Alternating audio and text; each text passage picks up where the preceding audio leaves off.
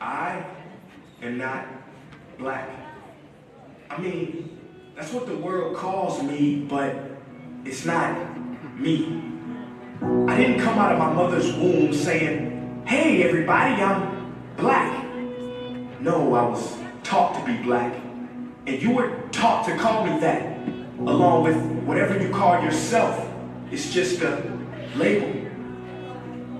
See, from birth, the world force feeds us these labels.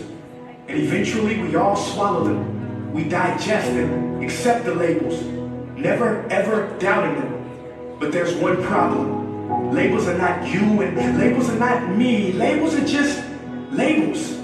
But who we truly are is not skin deep.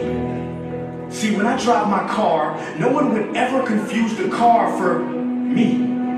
Well, when I drive my body, why do you confuse me for my body? It's my body. Get it? Not me. Let me break it down. See, our bodies are just cars that we operate and drive around. The dealership we call society decided to label mine the black edition, yours the Irish or white edition.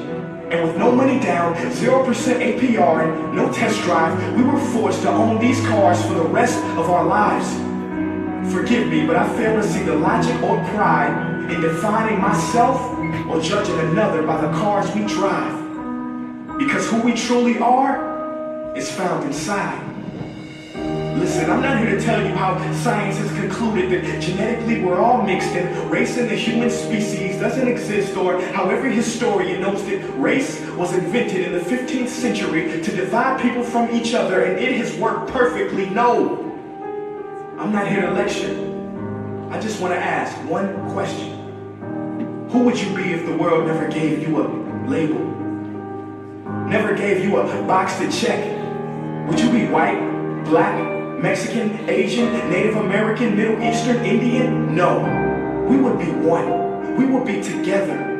No longer living in the era of calling human beings black people or white people. These labels that will forever blind us from seeing a person for who they are, but instead seeing them through the judgmental, prejudicial, artificial filters of who we think they are.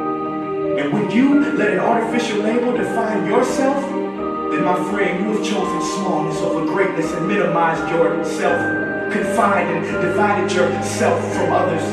And it is an undeniable fact that where there is division, there will be conflict, and conflict starts wars. Therefore, every war has started over labels. It's always us versus them. So the answer to war, racism, sexism, and every other ism is so simple that every politician has missed it.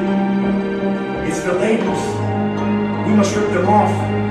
Isn't it funny how no baby is born racist, yet every baby cries when they hear the cries of another, no matter the gender, culture, or color, proving that deep down we were meant to connect and care for each other.